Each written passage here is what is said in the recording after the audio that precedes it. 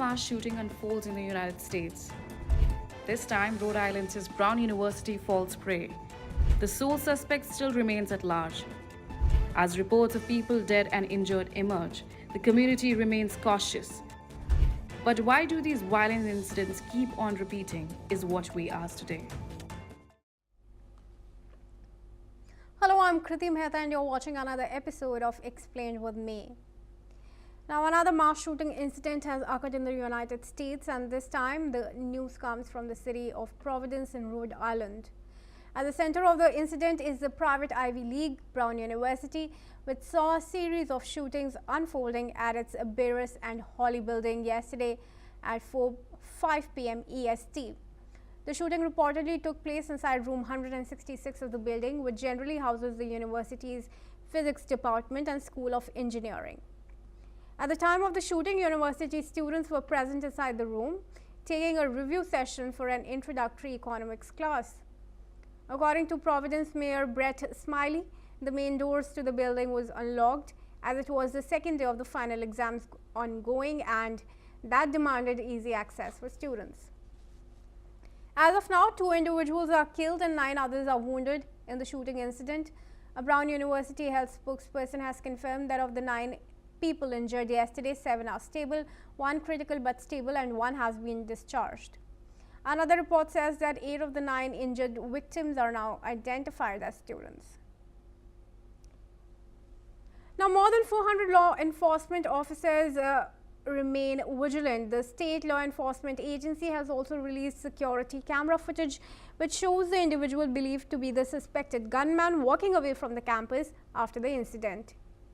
From the footage, one can gather that the shooter is a male entirely dressed in black and is heading toward the city's riverfront from the Hope Street. His face is not clearly visible in the acquired footage, which makes the progress of tracing him difficult for the police. According to the latest briefing given by the Providence Police Department, another person of interest has been detained now. The police has also refrained from linking the new detainee to the person captured in the security footage released earlier, saying that they are foremost working to gather more concrete information on the same. Meanwhile, a shelter-in-place order, which was in effect for the Brown campus and nearby neighborhoods, has now been lifted off. Earlier today, police officials have evacuated community members from administrative buildings in the area within a designated perimeter. In lieu of the shooting incident, the Brown University has cancelled all final exams that were scheduled for today. Let's now listen in to a student from the Brown University as she describes the details of the incident. I'm shocked, but I'm not surprised. And I think that that's probably a sentiment that a lot of students also have here. It's like, obviously you never expect it to actually happen, but it's not surprising because we see how often it happens. I've been in my dorm room since it began. I was planning on leaving my dorm at within the next 30 minutes to go to a library, but obviously then everything happened. So I've been in my dorm, so I've been safe. But I'm probably like a 5-minute walk away from where the shooting was. So I didn't hear any gunshots, but like I can hear the helicopter right now. I heard the first responders when they showed up. So yeah, thankfully none of my friends were in the actual building. There were a few that were at the library right next to it.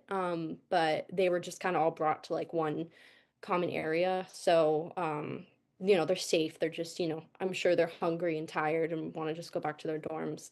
I do know someone who has a friend who was in the building when the shooting happened and said that it seems like she wasn't near, the building's pretty large, and so it seems like she was probably on the opposite end of the building because she said she did hear gunshots, but they were very muffled. The building where the shooting is like kind of on the edge of campus already. The street behind the building is a residential area, and so the shooter kind of walked off campus immediately after the shooting ended. So I don't think they really have a good understanding of where he is. But until then, we can't move. Let's now turn to some significant reactions coming from the US. First, we look at Providence Mayor Brett Smiley, who has clarified that the shelter-in-place directive was implemented only in the campus area and not the entire city, as there was no threat as such to the broader community. Additionally, he has reassured the local residents, saying that they don't need to cancel their holiday plans and can also visit the church without hesitation. Speaking on the type of firearms used to carry out the shooting, the mayor said that it still remains unknown as no weapon was recovered from the area, though a few shell casings were found lying at the primary scene. Moreover, the city's police commander, Timothy O'Hara, issued a statement earlier saying that they believe there is only shooter involved in the incident, but he has not been apprehended yet. The latest updates show the detention of another person of interest related to the case. There were also some reports that a suspect was brought into custody earlier, but the police later retracted the information, clearing up on the details. Now, this is the first mass shooting to occur at an Ivy League university, but in the near past, a somewhat similar incident had taken place at Kentucky State University last week on December 9.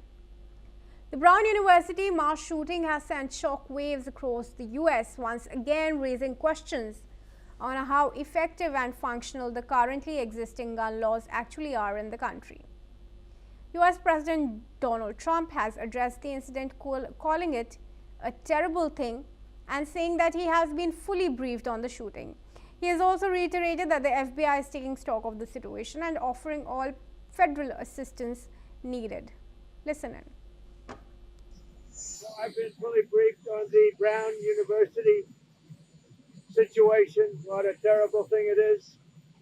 And all we can do right now is pray for the victims and for those that were very badly hurt, it looks like.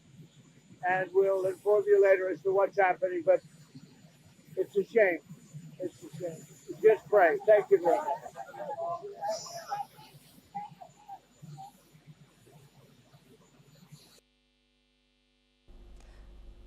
Vice President J.D. Vance has also shared a brief note on X, giving his condolences to the victims who lost their lives and were injured.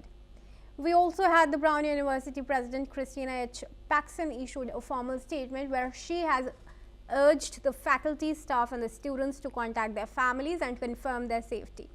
She has also confirmed that the 2 fatalities reported in the incident were those of the university's own students. Mass shootings have been a consistent issue of worry for the United States. If we consider this very year, there was a violent shooting incident at the Kentucky State University which reported 1 death. Moreover, another incident took place at the Utah University back in September, reporting 1 inside campus death. In April earlier this year, a shooting incident at the Florida State University claimed 2 lives and had 6 other people exposed to critical injuries. According to analysis reports, 144 shooting incidents have been reported at K-12 schools in 2024 alone, leading to 107 injuries and fatalities. Situation is grave indeed. Let's quickly stroll through a few figures. Since the Columbine High School shooting in 1999, more than 380,000 students in the US have experienced gun violence at least once in their lifetimes. In 2023 alone, there was a record high of 348 shootings at K-12 schools, which as per sources have produced a total of 249 injuries and deaths. The same year also saw notable gunfire incidents at the University of Nevada in Las Vegas, again taking 3 lives, and also at the Michigan State University, leaving behind 3 deaths and injuries. Beyond mass shootings, data sources tell us that there have been close to 385 cases of gunfire on campus since 2013, which have resulted in 111 deaths and 266 injuries.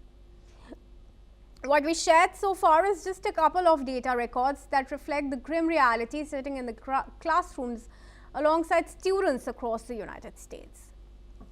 It is a kind of reality that actively pumps fear into the minds of young teenagers and adults alike.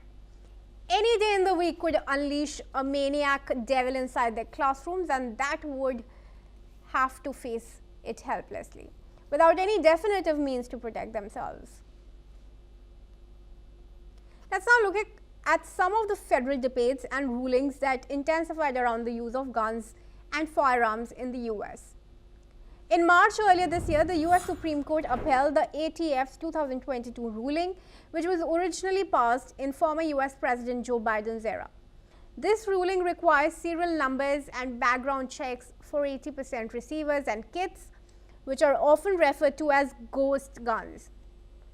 ATF, which is the US Department of Justice agency enforcing federal laws on guns, explosives and arson, is now permitted to regulate some weapon parts kits and unfinished receivers under the latest 2025 ruling.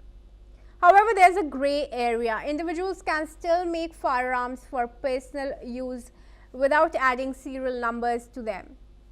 Meanwhile, there is also an active gun lobby which has been persistent in its efforts to weaken gun laws in the country. Just this year in July, the North Carolina legislature green signaled a bill to do away with the state's permit and training requirement for carrying of concealed weapons. Although the governor vetoed it, the Federal Assembly still chose to pass it. Moreover, in another significant development, Tennessee has lowered the age for concealed weapons from 21 to 18, while Iowa has removed regulation which prohibited handgun possessions for young adults aged 18 to 20. But there have been some positive developments too. States across the political spectrum have been hugely investing in community intervention programs to control gun violence, with reports suggesting the programs totaling up to $47 million. In all of this, the Second Amendment to the US Constitution, which protects the rights of the US citizens to be able to keep and bear firearms, remains an intense topic of discussion. It is good to know that US Supreme Court is actively hearing cases on gun rights. Three most important of them include, firstly, carrying of concealed weapons on private property, secondly, gun ownership of habitual drug users, and lastly, the rights of 18 to 20-year-olds to own guns. As more talks carry on and the different political factions weigh in their opinions, the need for immediate intervention becomes crucial to prevent future incidents of mass shooting. And this is all we have time for on this episode of Explained. But for more updates and news, keep watching NewsX World.